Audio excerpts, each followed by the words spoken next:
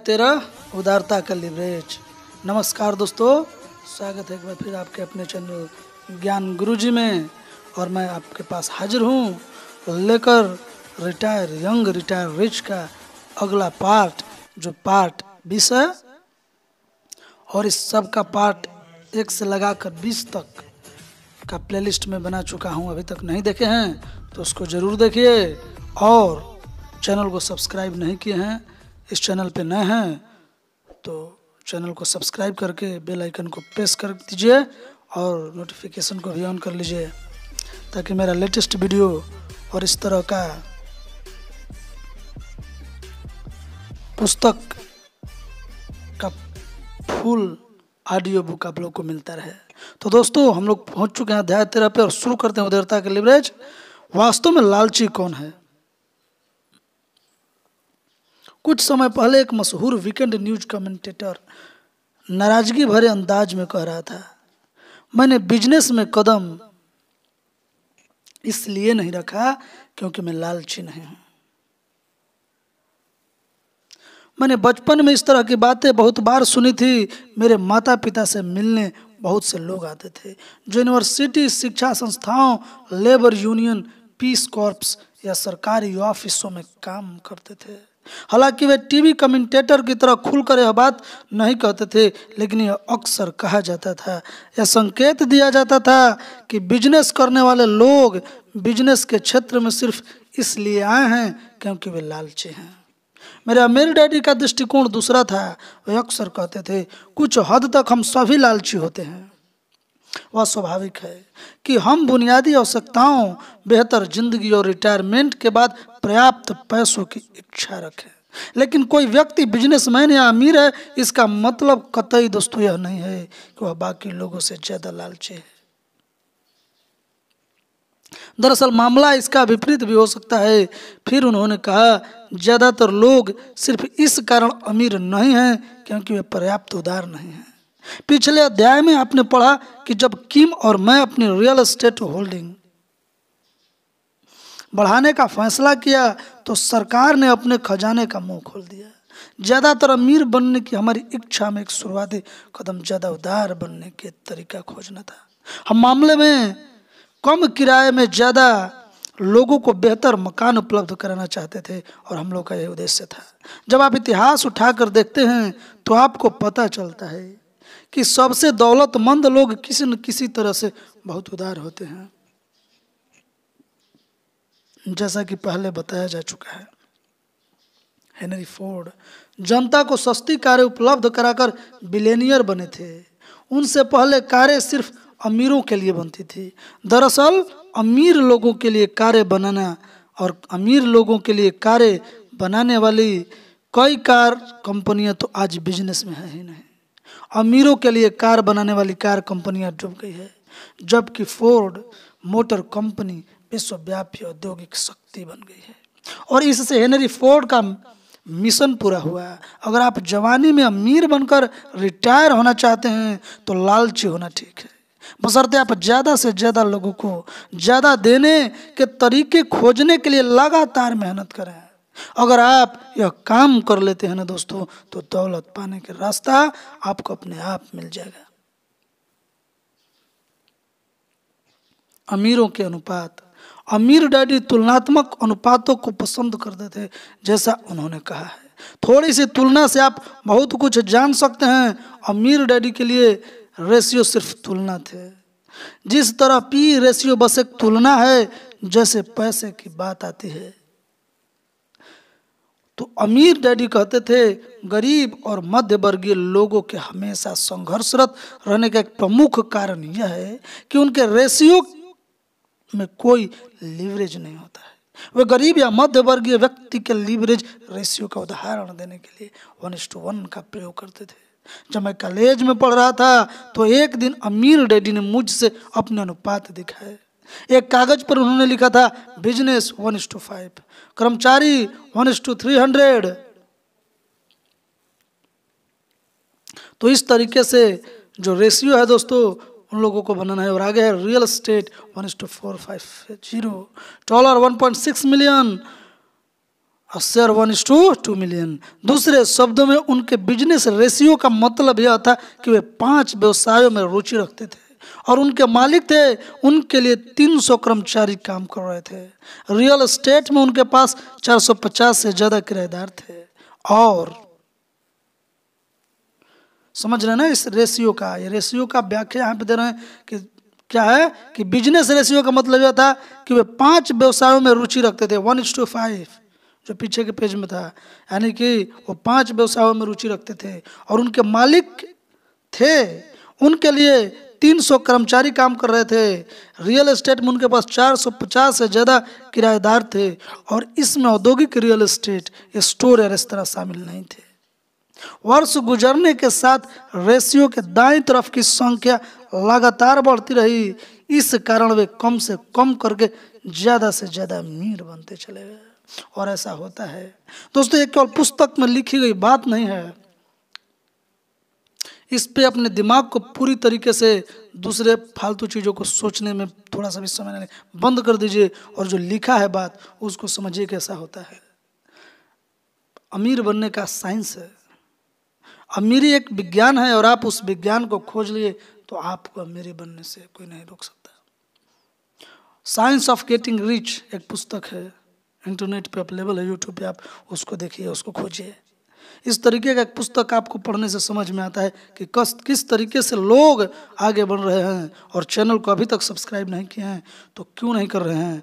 मैं आप लोगों को वैल्यू प्रोवाइड कर रहा हूँ, तो आप भी अपना वैल्यू मुझे दीजिए, आप अपना सपोर्ट मुझे दीजिए। चैनल को सब्सक्राइब करके अपने ग्रुप में शेयर कर दीजिए और वीडियो को मनन कीजिए, समझिए। मेरे गरीब डैडी का रेशियो 1:1 से शुरू हुआ और 1:1 पर ही खत्म हुआ, इसलिए वे पहले से ज़्यादा गरीब बनते गए। जैसा आप लिवरेज रेशियो में देख सकते हैं, मेरे गरीब डैडी 1 दिन के काम के बदले 1 दिन की तनख्वाह में यकीन करते थे। कई बार तो मेरे गरीब डैडी को अपनी नौकरी के अलावा कोई दूसरी नौकरी भी करनी पड़ी।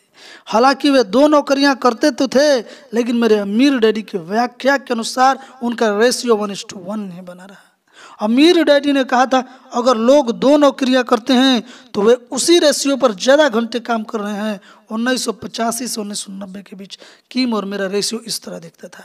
बिजनेस 1:1, रियल एस्टेट 1:0 और डॉलर 1: ज़्यादा कुछ नहीं। हमारे पास एक बिजनेस था जिसे हम बना रहे थे। हमारे पास एक मकान था, लेकिन हम इसे संपत्ति नहीं मानते थे क्योंकि यह हमसे हर महीने पैसे लेता था और हमारे पास बचत में लगभग कुछ नहीं था। शेयर और बाकी पेपर एसेट्स महत्वहीन थे क्योंकि उनके लिए हम पैसे खर्च नहीं करने पड़ते थे और वे हमारी जेब में कभी पैसे नहीं डालते थे। 1995 तक हमारे लीवरेज रेशियो इस तरह दिखने लगे। Business 1:0, real estate 1:70, dollar 1:3 lakh. कुछ इस समय तक हम अपना बिजनेस बेच चुके थे, ज़्यादा आमदनी देने वाले रियल एस्टेट खरीद चुके थे और बैंक में कुछ पैसे जमा कर चुके थे। महत्वपूर्ण बात यह थी कि रियल एस्टेट हमें धनवान स्तर पर जीने के लिए पर्याप्त पैसा थे और हमें दोबारा कभी काम करने की जरूरत नहीं रह गई थी। 2000 तक हमारे लीवरेज रेशियो इस तरह दिखने लगे। बिजनेस 1:7, रियल एस्टेट 1:70, डॉलर 1:2 मिलियनों डॉलर और शेयर्स 1:1.5 मिलियन। तो इस तरीके से अमीरी काम करता है, इस तरीके से बुद्धि काम करता है दोस्तों। हालांकि रेशियो वित्तीय प्रगति की दिलचस्प तस्वीर बताते हैं, लेकिन असली बिजनेस के क्षेत्र में है जहां डॉलर का सच्चा मूल्य या कैश फ्लो रेशियो नहीं दिखता है। मैं इन आंकड़ों को प्रभाव डालने के लिए नहीं बता रहा हूं क्योंकि ये प्रभावशाली नहीं है, नहीं मैं उन्हें डींगे हाँकने के लिए बता रहा हूं। दरअसल मैं इन आंकड़ों को बताने में झिझकता हूं क्योंकि ये व्यक्तिगत है और मैं आपको इन्हें नहीं दिखाना चाहूँगा। मैं इन्हें सिर्फ अपनी यात्रा और योजना के बारे में बताने के लिए बता रहा हूँ। मैं इन्हें इसलिए भी बता रहा हूँ ताकि लोग यह जान लें कि बहुत छोटी शुरुआत के बाद भी ईंटों का वित्तीय मकान बनाना संभव है। जैसा 3 लिटिल पिग्स की कहानी में बताया गया है। हालांकि बेहद अमीर लोगों से तुलना करने पर ये संख्याएं बड़ी नहीं है, लेकिन हमारी योजना कुछ और सालों तक दौलत बढ़ाने की है। अगर सब कुछ हमारी योजना के हिसाब से होता है तो कुछ सालों में हम बेहद अमीर लोगों की दुनिया में पहुंच जाएंगे। अगर आप संख्याओं पर ध्यान देंगे तो आपको पता चल जाएगा कि पिछले कुछ सालों में हमारी योजना रियल एस्टेट हासिल करने के बजाय बिजनेस बनाने पर केंद्रित थी। अगले 5 से 10 साल तक के लिए हमारी योजना यह है कि हम और बिजनेस तो बनाएंगे, लेकिन सरकारी फंडिंग के मदद से रियल एस्टेट की ज़्यादा प्रॉपर्टीज हासिल करने पर और पहले से ज़्यादा ध्यान केंद्रित करेंगे। मैं आपको इस समय जो बिंदु बताना चाहता हूं वह है संदर्भ या वास्तविकता के लगातार विस्तार का विचार और ज्यादा तेज तथा बेहतर सामग्री या शिक्षा की निरंतर तलाश। अगर आप भी दौलत के इसी राह पर चलना चाहते हैं तो मैं इस बात की प्रबल सलाह देता हूं कि आप खुले दिमाग के महत्व को समझ लें, व्यक्तिगत शंकाओं, सीमाओं और घमंड के पार पहुंच जाएं, सीखने के इच्छुक बने और एक्टिव कदम उठाएं। मैं कई लोगों से मिला हूं जो इस गति या इससे ज्यादा तेज गति से वित्तीय विकास करना चाहते थे, लेकिन वे अपने संदर्भ का विस्तार करने या अपनी सामग्री बढ़ाने के इच्छुक नहीं थे। इसलिए लोग किसी चीज में संघर्ष करते रहते हैं या एक प्रोजेक्ट से दूसरे प्रोजेक्ट तक जाते रहते हैं और उम्मीद करते हैं कि वह प्रोजेक्ट उन्हें अमीर बना देगा। मेरा दावा है कि अगर किसी व्यक्ति का संदर्भ और सामग्री लगातार बढ़ रही है तो वह व्यक्ति ज्यादा अमीर बनता जाएगा, चाहे प्रोजेक्ट कोई भी हो। आपका संदर्भ और सामग्री आपको अमीर बनाती है। जैसा कि मैंने बाकी पुस्तकों में बताया है, रे क्रॉक बिलियनों की तादाद में सामान्य हैम्बर्गर बेचकर बिलियनियर बने और स्टारबक्स कॉफी बेचकर विश्व प्रसिद्ध ब्रांड बना है। अमीर डैडी अक्सर कहते थे, अगर आप अपने संदर्भ या सामग्री नहीं बदलते हैं तो आपके रेशियो वही रहेंगे। मेरा एक दोस्त है जिसके मन में हमेशा मिलियनों डॉलर बनाने का कोई नया विचार आता रहता है। कुछ समय पहले उसने मुझे फोन करके पूछा कि क्या मैं उसको नवीनतम योजना में निवेश करना चाहता हूँ। उसके पास खास तरह के कपड़े बेचने का एक बेहतरीन विचार था। ये कपड़े उस स्टोर में नहीं बिकते थे जहां वह पार्ट टाइम काम करता था। उसने कहा, हर दिन लोग इस स्टोर में इस ब्रांड के कपड़ों की तलाश में आते हैं। मेरा बॉस इन्हें नहीं रखना चाहता है। अगर आप मुझे थोड़े पैसे दे देंगे तो मैं इस स्टोर के ठीक सामने दुकान खोल दूंगा। हम लोग मुनाफा आधा आधा बांट लेंगे। जब मैंने इस दोस्त से पूछा कि क्या उसने cash flow management, real management, sales, marketing और लोगों को नौकरी पर रखने या निकालने का प्रशिक्षण लिया है, तो उसने इनकार कर दिया। उसका जवाब था, मुझे यह सब करने की क्या जरूरत है। मैं बरसों से इस स्टोर में काम कर रहा हूँ। मुझे स्टोर चलाने के लिए और कुछ सीखने की जरूरत ही नहीं है। जब मैं अपने प्रस्ताव को नामंजूर कर दिया तो उसने दोबारा मुझे एक नए प्रोजेक्ट के लिए फ़ोन किया और मैंने उसके प्रस्ताव को दोबारा ठुकरा दिया। मैंने उसे इस लिए मना किया क्योंकि मुझे नहीं लगता कि वो अपने संदर्भ और सामग्री को बदलने का इच्छुक है। वह तो बस पैसे बचाना चाहता है और उसकी उम्र में को देखते हुए मैं जानता हूँ कि अगर वह पैसे बनाने के मामले में निपुण होता तो अब तक अमीर बन चुका होता। वह सोचता रहता है कि अगला गर्मा गर्म बेहतरीन विचार या बिजनेस अक्सर उसे अमीर बना देगा। वह अमीर बनने के लिए अपने सीमित संदर्भ और सामग्री का विस्तार करने की कोशिश ही नहीं करता है जो उसे पीछे रोके हुए है। अगर वह उस स्टोर को खोल भी ले और उसके नए प्रोडक्ट सफल भी हो जाए तो भी मुझे लगता है कि उसका रेशियो 1:1 ही बना रहेगा। दूसरे शब्दों में उसे शायद दिन भर और रात भर स्टोर में ही रहना होगा और उसके वर्तमान संदर्भ तथा सामग्री को देखते हुए विस्तार की बहुत कम संभावना होगी। अमीर बनना मुश्किल क्यों है? ऐसे संदर्भ और सामग्री के साथ अमीर बनना मुश्किल या लगभग असंभव है जिसमें आपका लीवरेज रेशियो 1:1 हो। और इसमें अमीर बनना मुश्किल इसलिए है क्योंकि इसमें कोई लीवरेज नहीं है। नीचे दिए कैश फ्लो क्वाड्रेंट को देखें। तो ये है दोस्तों कैश फ्लो क्वाड्रेंट। और इसको समझने के लिए मैं अपने पिछले के पार्ट में बताऊँ, ई से एम्प्लॉय, ए से सेल्फ एम्प्लॉय, बी से बिजनेसमैन और आई से इन्वेस्टमेंट।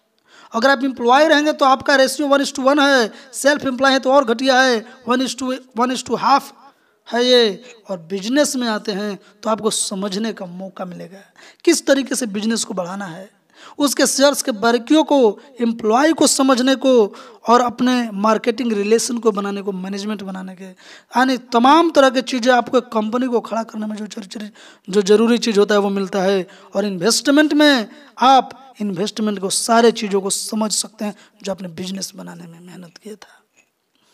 और आप इस तरीके से अमीर बन सकते हैं, परिष्कृत बन सकते हैं। तो और दोस्तों, मेरे इस चैनल को सब्सक्राइब करने से फ़ायदा आपको ये भी होगा कि मैं आपको हर इस टॉपिक पे, वित्तीय एजुकेशन के, जीवन में कैसे आगे बढ़ना है, इस पे आत्मानुशासन क्यों जरूरी है, उस पे मैंने पूरे के पूरे एक वीडियो विशेषण डाला है, जिस बुक का नाम है आत्मानुशासन की शक्ति, बहाना बनाना छोड़ दे। और अभी तक आपने उसको नहीं देखे हैं तो जरूर जाइए वो पुस्तक, इस पुस्तक से जबरदस्त पुस्तक है, आपको पूरी तरीके से अपने लक्ष्य पे, अपने गोल पे केंद्रित होने के लिए विवश कर देगा। उसमें अनुशासन के लिए 14 ऐसे नियम बताए गए हैं जो हर इंसान को, अगर आप युवा हैं तो आपको अत्यंत आवश्यक है, आप गार्जियन हैं तो भी आपको अत्यंत आवश्यक है, हर क्षेत्र के लोगों को, बिजनेसमैन को, नौकरी को, सर्विस पेशा को इत्यादि। और एक और पुस्तक ब्रेन ट्रेसी का ही मैंने लिख, इस पे पूरी की पूरी बुक डाला है, सफलता का साधन। तो ये दोनों पुस्तक आप जरूर पढ़िए। चैनल को सब्सक्राइब करने का ये फ़ायदा आपको है और अपने ग्रुप में शेयर कीजिए, क्योंकि ज्ञान जो आपके पास आता है आप उसको शेयर करते हैं तो उसकी तुलना, उसकी वैल्यूएशन आपके अंदर रहता है। तो चलिए आगे देखते हैं, आप लोगों को ज़्यादा समय न लेते हुए। इससे आप यह समझ सकते हैं कि क्वाड्रेंट के बाईं तरफ यानी ई तथा एस वाले हिस्से में अमीर बनना ज़्यादा मुश्किल क्यों है। लीवरेज रेशियो के कारण ज़्यादातर मामलों में ई और एस वाले हिस्से में 1:1 का रेशियो होता है, जबकि बहुत कम अपवाद होते हैं। उदाहरण के लिए, ज़्यादातर कर्मचारी एक समय में सिर्फ एक ही कंपनी के लिए काम कर सकते हैं, हालांकि वे दूसरी नौकरी भी कर सकते हैं, लेकिन इसके बावजूद उनका रेशियो 1:1 ही रहेगा। वह यह कई छोटे बिजनेस मालिकों या सेल्फ एम्प्लॉयड लोगों के मामले में भी सच है। मेरा वह दोस्त जो कपड़ों का स्टोर खोलना चाहता था, शायद एक स्टोर्स में ही फंसा रहता। मुझे सचमुच संदेह है कि वह एक से ज़्यादा स्टोर को संभाल सकता है। एक डेंटिस्ट एक समय में सिर्फ एक व्यक्ति के मुंह में ही ड्रिलिंग कर सकता है, और एक वकील या अकाउंटेंट के पास दिन में सीमित घंटे ही होते हैं जिनके लिए वह फीस वसूल कर सकता है। मेरे टैक्स सलाहकार डियान केनेडी कहती हैं, इस क्वाड्रेंट में उच्च आमदनी वाले ज्यादातर प्रोफेशनल लोग 1 लाख से 1.5 लाख डॉलर की आमदनी के बीच ही फंसे रहते हैं। डियान आगे कहती हैं, जो लोग इससे ज़्यादा पैसा बनाते हैं वैसा इसलिए कर पाते हैं क्योंकि वे बहुत बड़े विशेषज्ञ होते हैं और प्रोजेक्ट या घंटों के लिए ज़्यादा फीस वसूल करते हैं। इस समूह की ऊपरी सीमा लगभग 5 लाख से 5 लाख डॉलर की सालाना आमदनी होगी। बहुत कम प्रोफेशनल इससे ज़्यादा कमा पाते हैं।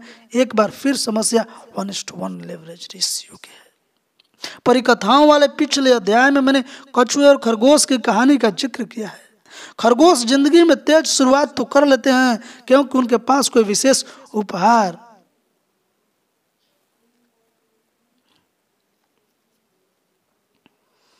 प्रतिभा या हुनर होता है। वे बड़े स्कॉलर हो सकते हैं, तेज सीखने वाले हो सकते हैं, या बड़े खिलाड़ी हो सकते हैं, या फिर कलाकार हो सकते हैं जैसे कि फिल्म के सितारे। कई लोग जिंदगी में शुरू में अच्छा प्रदर्शन करते हैं। बहरहाल मेरे जैसे कछुए की स्थिति अलग है। मैं जानता था कि मैं लीवरेज के रेशियो का प्रयोग करके ही अपनी दौड़ जीत सकता हूँ। वही योजना थी जिस पर मेरे अमीर डैडी चले थे। अगर मैं सचमुच स्मार्ट होता और रॉकेट वैज्ञानिक होता तो शायद मैं बिजनेस के पारंपरिक संसार में सफल हो सकता था और कंपनी की सीढ़ी पर तेजी से ऊपर चढ़ सकता था। लेकिन जिंदगी के शुरू में ही जब मुझे स्कूल में मुश्किलें आने लगी तो मैं जान गया कि मैं अपनी दौड़ जीतने का तरीका मुझे ही खोजना होगा। आज मेरी आमदनी मेरे कई सहपाठियों से ज़्यादा है जिन्हें जिंदगी में जल्दी ही ऊंची तनख्वाह वाली नौकरियां मिल गई थी। मेरी आमदनी इसलिए ज़्यादा है क्योंकि मैंने अपने श्रम के लीवरेज के बजाय संपत्तियों के लीवरेज का प्रयोग किया था। आप में से जो लोग जवानी में अमीर बनकर रिटायर होना चाहते हैं उन्हें यह निर्णय लेना होगा कि वह कौन सी रेस है जिसमें आपके पास जीतने का अच्छा मौका है। उदाहरण के लिए अगर आप बेसबॉल स्टार एलेक्स रोड्रिगेज हैं जिसे 10 साल के अनुबंध के बदले $252 मिलियन मिले हैं और विज्ञापन के पैसे अलग मिलते हैं, तो यह स्पष्ट है कि ई क्वाड्रेंट आपके लिए सबसे अच्छा है। हालांकि रोड्रिगेज का रेशियो 10 सालों में 1:1 ही रहेगा, लेकिन जब आप डॉलरों पर नजर रखते हैं तो यह बहुत अच्छा रेशियो है। अगर आप जूलिया रॉबर्ट्स जैसी फिल्म अभिनेत्री हैं जो एक फिल्म के $2 करोड़ लेती है तो जाहिर है यही आपके लिए सबसे अच्छा रास्ता है। जॉर्ज डब्ल्यू बुश के अधीन सेक्रेटरी आज ट्रेजरी पॉल और नील की अल्कोआ के कर्मचारी के रूप में $10 करोड़ के शेयर और स्टॉक धान मिले हैं। हालांकि वे नौकरी कर रहे थे और उनका रेशियो 1:1 था, लेकिन उनकी तनख्वाह में बहुत ज़्यादा लिवरेज था। अगर आप सोचते हैं कि सफलता की आपकी सबसे अच्छी संभावना किसी बड़े कॉरपोरेशन की सीढ़ी के शिखर पर है तो यह आपके लिए सबसे अच्छा रास्ता है। भले ही रेशियो 1:1 का हो, किम और मैं अमीर डैडी के रास्ते पर सिर्फ इसलिए चले क्योंकि हमें महसूस हुआ कि उनके रास्ते पर चलना हमारे लिए वित्तीय सफलता पाने के लिए सबसे अच्छा संभावना है। यह एक ऐसा रास्ता था जिसमें हमें संपत्ति हासिल करने की जरूरत है। यह एक ऐसा रास्ता था जिसमें हमें लगातार अपने लीवरेज रेशियो को बढ़ाने के लिए मेहनत करने की जरूरत थी। कछुओं के लिए अच्छा रास्ता। मैंने व्यक्तिगत रूप से अमीर डैडी का रास्ता एक और कारण से चुना। यह कारण नीचे दिए कैश फ्लो क्वाड्रेंट के डायग्राम में मिलेगा। फिर से दोस्तों आपके पास वही है ESBI, ये में सीमित है E और S सीमित, BI असीमित लिमिटलेस। वर्षों पहले अमीर डैडी ने क्वाड्रेंट की बाईं तरफ इशारा करके कहा था E और S वाले हिस्से में आमदनी की क्षमता सीमित है, दाएं हिस्से में आमदनी की क्षमता सीमित है। अमीर डैडी ने आगे स्पष्ट करते हुए कहा था पैसे के लिए अपना श्रम बेचने में मुश्किल यह है कि आप एक सीमा तक ही मेहनत कर सकते हैं। अगर आप पैसा बनाने के लिए संपत्तियां हासिल करना या बनाना सीख लेते हैं तो आप धीरे धीरे लेकिन निश्चित रूप से अपनी आमदनी बढ़ाते हैं। दरअसल क्वाड्रेंट का दायां हिस्सा कछुओं के लिए बहुत बढ़िया है जो धीरे धीरे लेकिन निश्चित रूप से ज्यादा संपत्तियां हासिल करने में जुटे रहते हैं। दोस्तों अमीर डैडी ने यह भी कहा था अपना श्रम बेचने के साथ मुश्किल यह है कि आपकी मेहनत का कोई दीर्घकालीन अतिरिक्त मूल्य नहीं होता है। अगर आप किराए वाली जायदाद खरीदते हैं और इसे किराए पर लाभकारी ढंग से उठा देते हैं तो उस जायदाद को हासिल करने में की गई मेहनत का पुरस्कार आपको बार बार वर्षों तक मिलता रहता है। दूसरे शब्दों में आपको वर्षों तक किसी ऐसी चीज के पैसे मिलते हैं जिसमें हो सकता है कि 1 हफ्ते से भी कम की मेहनत लगी हो। इसका एक उदाहरण देखें। 1991 में किम और मैंने $50,000 नगद में एक रिजॉर्ट इलाके में एक प्रॉपर्टी खरीदी। यह बहुत बढ़िया सौदा था क्योंकि वह जायदाद पहले $1.34 थाउजेंड में बिकी थी। हमने इसे बैंक के फोरक्लोजर में खरीदा था। इससे 1991 में हमें हर महीने $1,000 या हर साल $12,000 की शुद्ध आमदनी हो रही है। हालांकि उसे खरीदते हुए वर्षों बीत चुके हैं, हमें उस जायदाद को खरीदने और किराए पर उठाने में 8 घंटे से भी कम समय लगा था। हमने उस जायदाद को बेचकर लाभ कमाने के बारे में सोचा, लेकिन इस समय ऐसा करना बहुत ज़्यादा मुश्किल होगा। पैसे के लिए नौकरी करने में दिक्कत है कि आपके हर सुबह अपनी मेहनत को बेचना पड़ता है। अगर आप पैसे के लिए काम कर रहे हैं तो ज़्यादातर मामलों में आपकी मेहनत के कोई दीर्घकालीन और अतिरिक्त मूल्य ही नहीं होता है।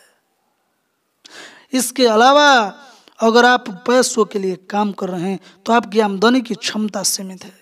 अगर आप धीरे धीरे संपत्तियां हासिल कर रहे हैं तो आपकी आमदनी की संभावना असीमित है और वह आमदनी आने वाली पीढ़ियों को सौंपी जा सकती है।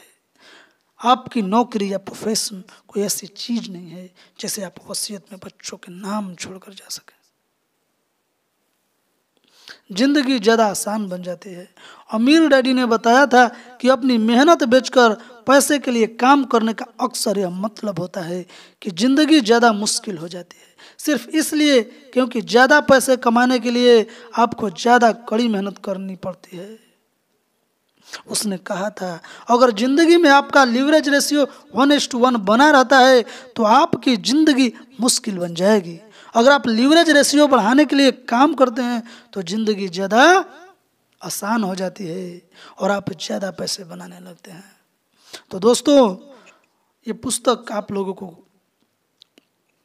कितना फ़ायदेमंद देता है आप कमेंट करके मुझे बताइए।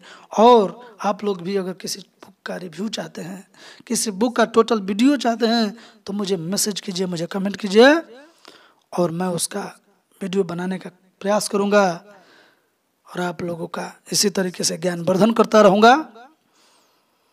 दौलत के क्वांटम लीप।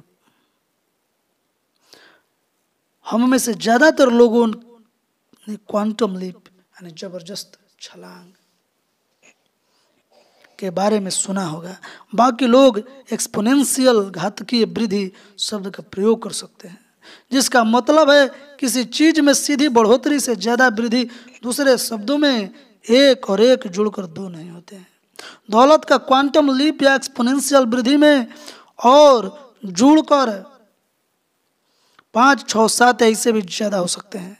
दूसरे शब्दों में अगर आप जमकर मेहनत करते हैं और ईंटों का मजबूत मकान बना लेते हैं तो मैंने पाया है कि दौलत अचानक क्वांटम लीप लगाने लगती है।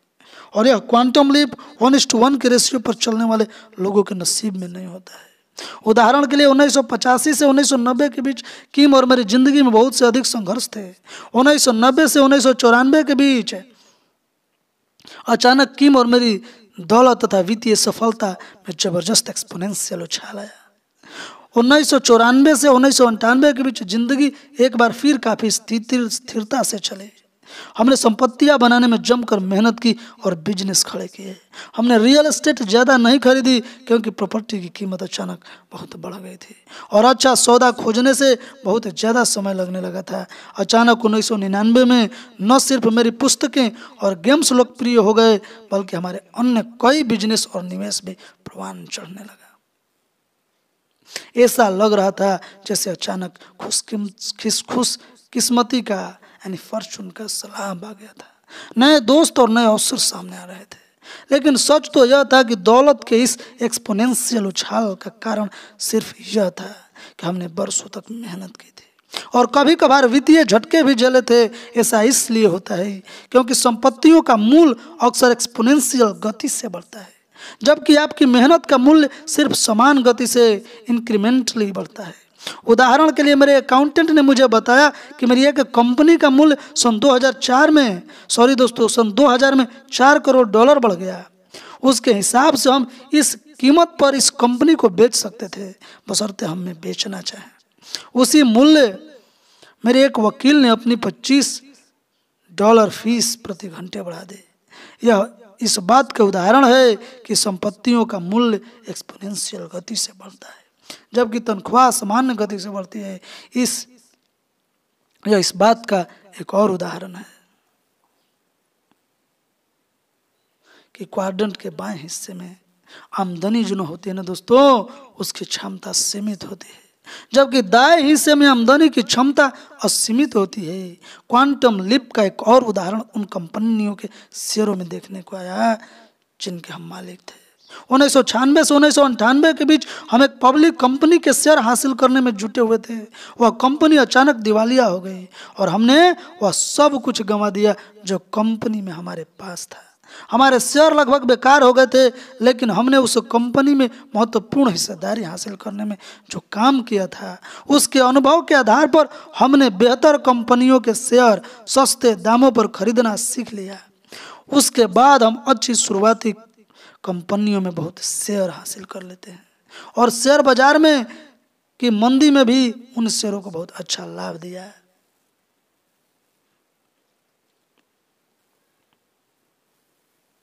इस पुस्तक की शुरुआत में मैंने उस पत्रकार के बारे में लिखा है जिसने यह कहकर मेरी आलोचना की थी कि ज़्यादातर नई कंपनियां तो शुरुआत में ही असफल हो जाती है।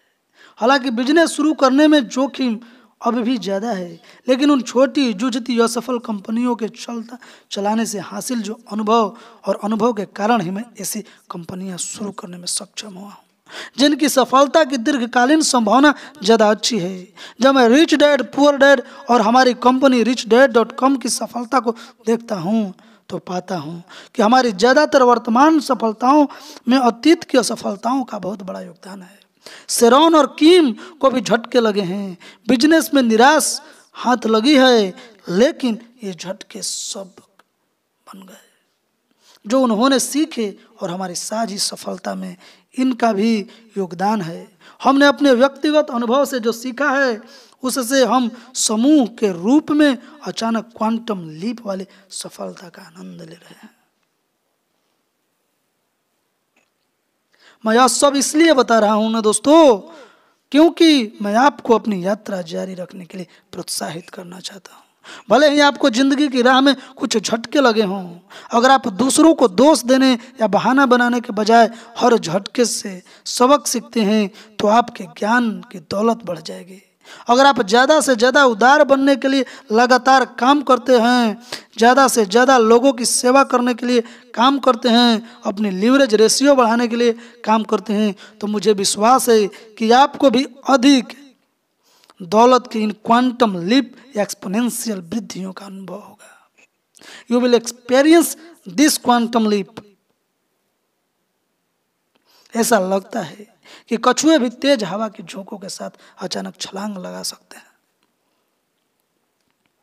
नेटवर्क की शक्ति। तो दोस्तों आज यहीं तक, अगले अध्याय में देखेंगे नेटवर्क की शक्ति। तब तक के लिए दीजिए मुझे इजाज़त। चैनल को सब्सक्राइब नहीं किए हैं तो चैनल को सब्सक्राइब कीजिए, वीडियो को लाइक करके अपने ग्रुप में, फेसबुक पे, अपने इंस्टाग्राम पेज पे भी फॉलो कर दीजिए, उसको शेयर कर दीजिए। इससे मेरा मोटिवेशन है और हाई होता रहेगा और आप लोगों का योगदान भी। मुझे कमेंट करके ज़रूर बताएं कि किस बुक पे आप वीडियो चाहते हैं। तब तक के लिए जय श्री राम, जय हिंदुस्तान। और मेरा एक अनुरोध यही है कि जिस तरह कश्मीर में हिंसा हो रहा है उसको ध्यान में रखकर खेल प्रतियोगिताओं पे जो 2020 होने वाला है उसको भी आप पूर्ण रूप से बहिष्कार करिए। अपने सैनिकों और हिंदू नागरिकों के प्रति अपना आभार दिखाइए। धन्यवाद।